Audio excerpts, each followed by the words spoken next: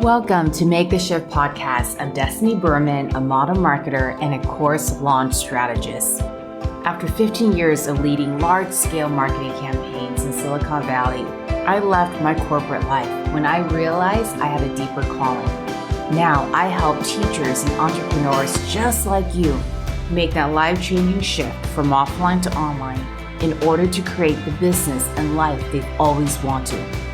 This podcast will give you the roadmap and the inspiration you want and need to scale your life's work by launching digital courses and online schools. The world needs what you have to offer. It's time to make your specialty your destiny. Are you ready to make the shift? Let's go.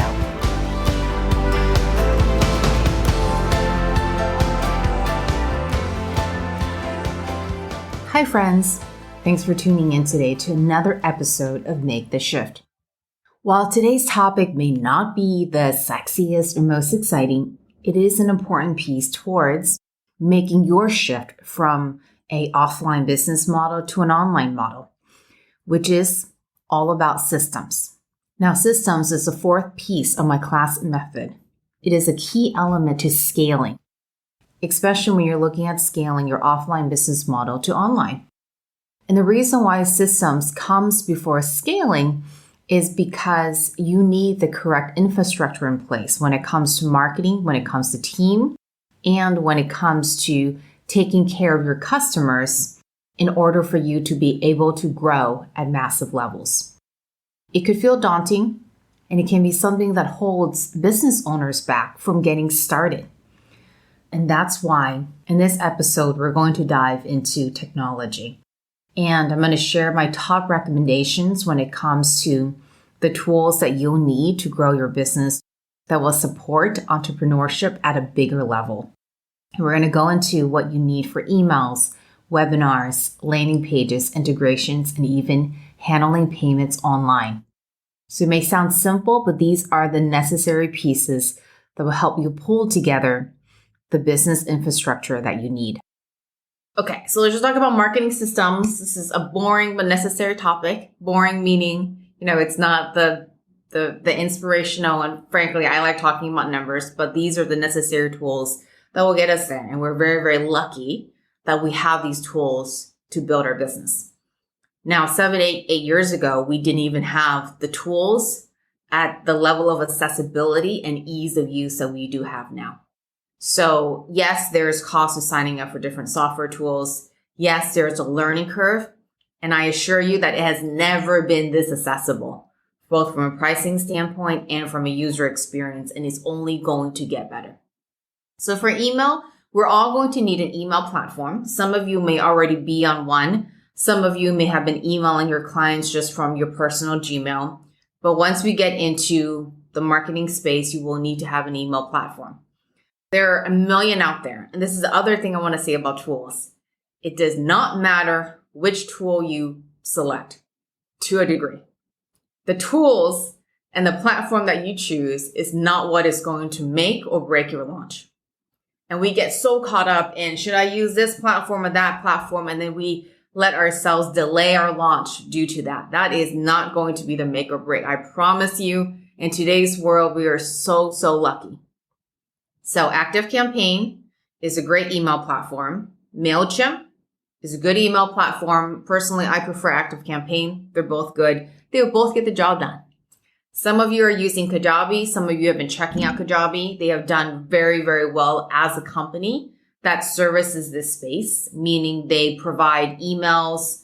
They let you build landing pages. They're also a classroom, so you can house all your content inside Kajabi. And they've done very, very well in this space in terms of their commitment to business owners.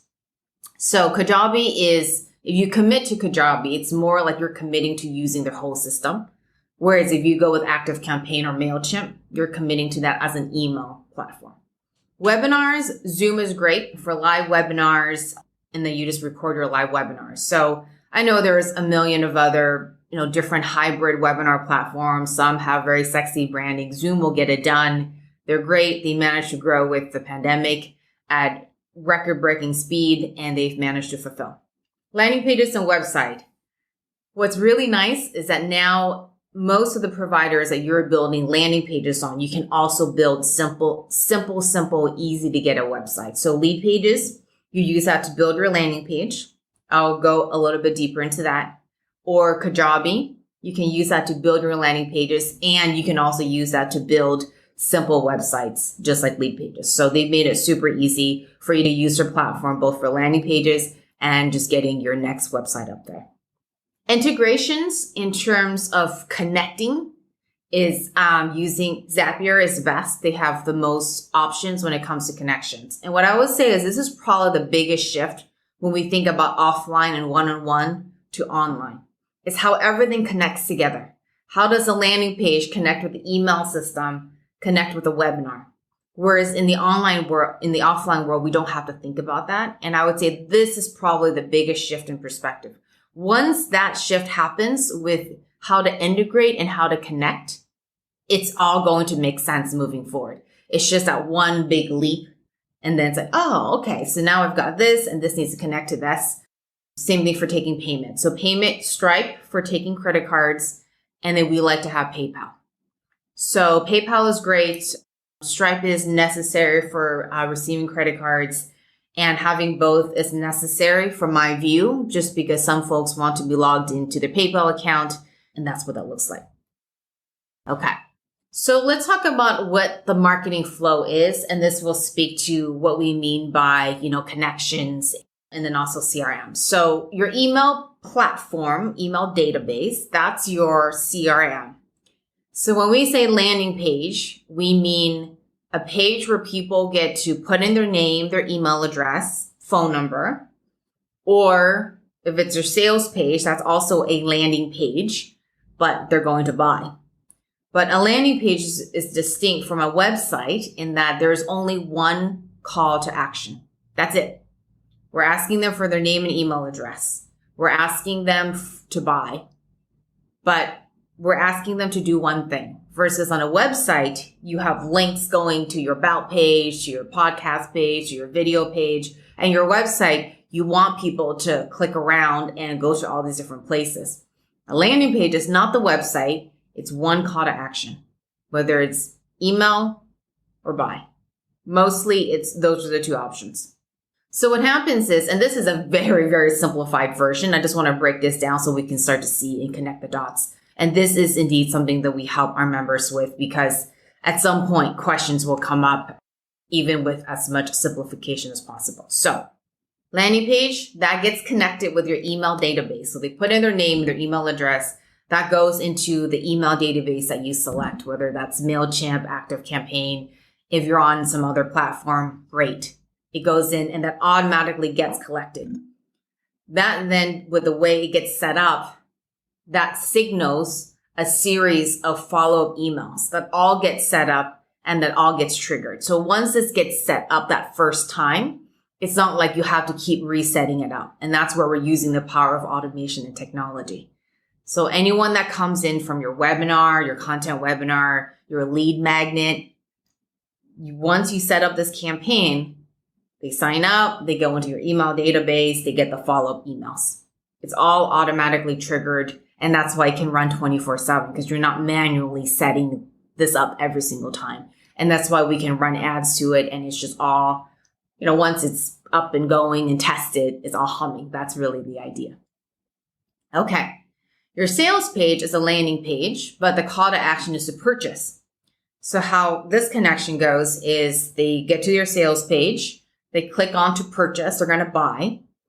And there's a secondary page for them to buy. And then what happens is that gets connected and integrated with your classroom. So whether you go with a Thinkific or a Kajabi, I'll talk about the classroom platforms in just a moment.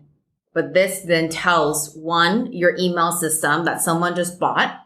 And then two, it gets connected with your classroom so that the classroom knows to trigger them the email to get into the classroom itself. So all of this is also automated. So you're automating the purchase with the classroom, and then they get all the subsequent onboarding emails. Now, landing pages apply to webinar opt-ins. It applies to your freebie, your lead magnet sign up, and it also applies to sales pages. Because sometimes what we've noticed is that folks think there's a myth that a landing page is only an email opt-in. It's really just any one single page with no external links. We're asking with one call to action. So in terms of systemizing and bringing things, into your business, what we're essentially looking at is anytime someone joins your email system, they need to get tagged. And when we say tag, it means that we want to know where they came from. And this is where you start to build out your digital footprint, because you want to know where this person came from. Did they sign up for your lead magnet? Did they sign up for your content webinar? Did they sign up for 2 of your content webinars? Or, did they sign up for 3 of your content webinars? And time again, the more actions that you take with someone, the more likely they are to buy because they know and they trust you. And you want to know this about your people. Like, you want to be able to pull reports and say, wow, okay, out of the 50 people who jumped into my launch, 20% of them engaged with at least one webinar. 5% of them came from a lead magnet. 5% came from a referral if you have a referral system set up. And you want to know this about your customers, your clients, your prospects. Everything gets automated in terms of all the email campaigns. So we're not talking about any manual emails. They get a welcome email. They get if you are releasing your content on every single week, they get an email. All of this is pre-set up ahead of time. So that's why when folks ask us, well, how much time are we spending, inside the program? Well, initially there's a lot of setup, but once all this is automated, the time goes down and you want to focus on lead building, growing your audience, but you're not having to reset this up every single time. Once you set up the lead magnet campaign, then it's done. Of course, you may want to make tweaks and add to it. But every single email is automated outside of your sales emails that you are pushing this out just for a very specific launch period. Okay. For tools in terms of running the day-to-day of the business, Asana is what we use for project management. And there's a free plan. So there's a paid plan, there's a free plan. Initially, you can use the free plan for quite some time, and that works really nicely. We use all the Google business tools. So Google Docs, Google Sheets, email, and forms, because it's easy to share with team members, whether it's one team member or even if you have your partner help you take a look at things. It's very easy to share, and it's free. And then we use Slack for team communication. So some of you who already have a team, Slack is great. If it's just you or one person, you may not need that yet. But over time, Slack is a great tool to build in as your team grows. And many of my clients who started out with one person and they've grown their team to include mentors and marketing team members, eventually you'll have to get on Slack. And then Loom is great for both, recording what's on your screen and also for team communication, because one of the drawbacks about working virtually is that we don't get to just go and pop into the room next door and show them what's on your screen. So using Loom is a very great tool, and there's a free plan as well. It just limits that your video goes up to 5 minutes. And you can simply record and talk through what's on your screen. You can show them what's next. It's very easy to use, and it works extremely well for virtual team working, and even if you're working with agencies and vendors and whatnot. So Loom is different from Zoom, and it's so funny because their names are so familiar. So, Zoom is great for webinars. You can also, of course, record on Zoom, but Loom is really just for recording the screens. And if I want to communicate, so if I wanted to share something with my team, I'll just record a quick video. They'll click on it. It's very easy to use. Okay, so let's talk about course delivery and what that looks like. So course membership site. This includes Thinkific. That's actually what we use. It's great. Kajabi is the platform that I mentioned before, where they also have a very robust email platform and payments and, all of that. So Thinkific or Kajabi is great. I think I saw some questions inside the Facebook group about Rizuku. I would say Rizuku hasn't done as great of a job with updating its platform. So there was a period there where a lot of us were on Rizuku, but I feel like they haven't done as great of a job with updating. And so a lot of folks have moved over to Thinkific, Kajabi. I know some folks are on Teachable. It's not my favorite platform, but again, there's so many platforms out there Just pick one, commit to it, but do not let this hold you up. I see this where the whole tech process slows us down and it's not necessary. And if you're already on a platform now, by no means, am I suggesting that you switch over. If you're already using a platform, let's focus you on launching and marketing and growing versus, getting stuck with moving over on tech and, having that be a reason when it doesn't have to be a real reason. Google Slides is great. We work off Google Slides. It's very easy to tag folks and, get comments and shares. And then we use Canva for design. And that's great as well for banners. You can also use that for slide designs, your PDF, your freebie. So between those two platforms, you should get what you need on design there. And then for videos and slides recordings, so Zoom for if you're just recording some of your screens. I don't use Zoom the same way I use Loom. So there's a tongue twister right there. Because Zoom is more for if I'm just making a quick recording of something. Loom is when I am talking with the team and having comments and feedback, and it's just a link that I can send them. Whereas with Zoom, if I record this, I'm sending them a video file through, and it's just not as straightforward. Once you use Loom, it will all make sense, and it's great. And then Nimbus is a great platform for recording slides. So if I am recording lessons, one is very affordable, and two, it works so well, and I have tested quite a few platforms. I used to use Screencatify, and then I switched over to Nimbus.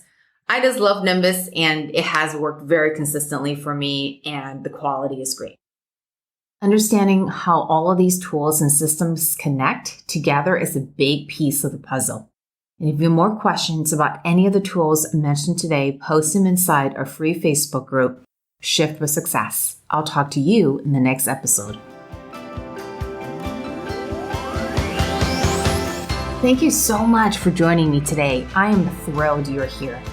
The resources and action items mentioned in this episode can be found at destinyberman.com/podcast. To continue the conversation, join me inside my Facebook group, Shift with Success. And if you're loving this podcast, do me a favor and share it with a friend. Until next time, your destiny awaits. Bye for now.